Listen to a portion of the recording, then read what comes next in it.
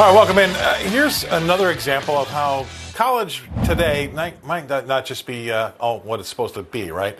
A national online poll taken between February 24th and February 27th asked 1,456 adults, do you believe a four-year college degree is worth the cost for most Americans today? Or do you not believe it? Well, survey says of those responding, 59% selected the not worth the cost box, while just 24% ticked the worth the cost box. And another 16%, I don't know what those people are, but they said they weren't sure. I don't know. Maybe they didn't go. But here's a little perspective, right? As recently as 2013, so 13 years ago, a Gallup poll found that 70% of Americans believed college was worth it. So that's a huge swing now to 59% believing it's not worth it. And how about this, right? We have surprising unison among most of the political ideologies, right? So conservatives said 58% said not worth it, 29% said worth it. But moderates, 61% said not worth it, while 21% said it's a good deal.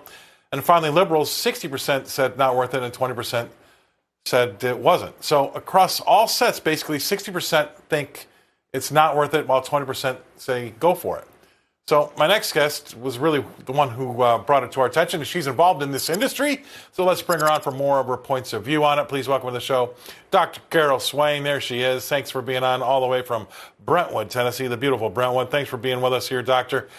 What a big swing from 2013 to 2026, from 70% in favor to 59% saying it isn't worth it. What do you say? Well, I'd say that it's great that the country is united on the fact that they don't believe that a college education is worth it. And I would also say that colleges and universities have themselves to blame because they abandoned their enterprise of educating for indoctrination. And who's going to pay the kind of tuition and fees that colleges and universities charge to send their kids off to be indoctrinated into a left-wing progressive ideology? It's just not worth it. And people are beginning to, well, people have already discovered that. All right, so I agree with you. They have discovered it. But my question to you is this, because you were on the inside looking out at some of these places. Are they just ignoring these figures and these polls? If you're, say, at Harvard or you're at Yale or even Stanford out on the West Coast, if you're involved at those universities, these numbers have to seem alarming to you, or are they just ignoring them? I don't believe that they're ignoring those numbers. I left academia in 2017, and the support for college education has declined precipitously, over the years. And so I would say that colleges and universities, they have to please their market. And whether it's the parents or the students or the industries that look for college-educated people, they have to be in a mode of reexamination. And there's some evidence of that because today, university presidents are being encouraged not to get involved in political issues, not to take official university stances. And we know that most of the stances and most of the faculty tend to be very liberal, progressive.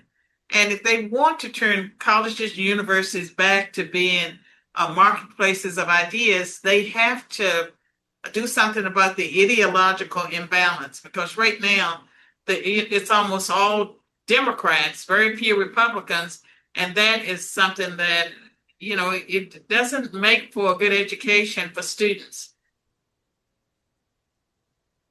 I think they need to get their act together pretty soon, too, though, because would you agree, Dr. Swain, that with the advent of AI, they're going to be changing their business plan there wholeheartedly? I think it's going to be a big change. And number two, with a lot of folks maybe going more towards the trades and shunning college, that's another issue they're going to have to deal with. So I think these universities are faced with some pretty big challenges coming pretty soon. Right. And we believe in competition. And so they're competing now with trade schools, vocational schools, entrepreneurs, just people that industries where they would take in entry-level people and train them. So for students and parents, I think it's a win-win situation. Universities and colleges will have to change their business model.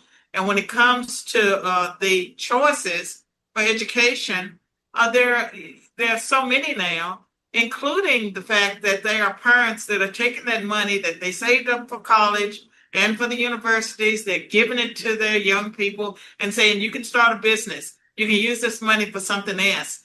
And so I think that as a consequence, if colleges and universities want to survive, and some of them are closing their doors, they're not surviving, they have to make changes. Well, it'll be interesting to see how they do that, because a lot of these kids that are coming out of university, they're having a hard time getting jobs in accounting and finance and say law, because a lot of those beginning level jobs are being taken by AI. They have to maybe change their tune a little bit. I'm be interested to see how this all shakes out. I'm really glad you brought it to our attention, and those numbers are pretty shocking if you ask me. They've got a pretty big mountain to climb, and I appreciate you coming on the show. Thank you very much, Dr. Carol Swain, for all that information. Love having you on, and there's a lot of fans out there that love what you have to say. Thank you very much for coming to us all the way from Brentwood, Tennessee.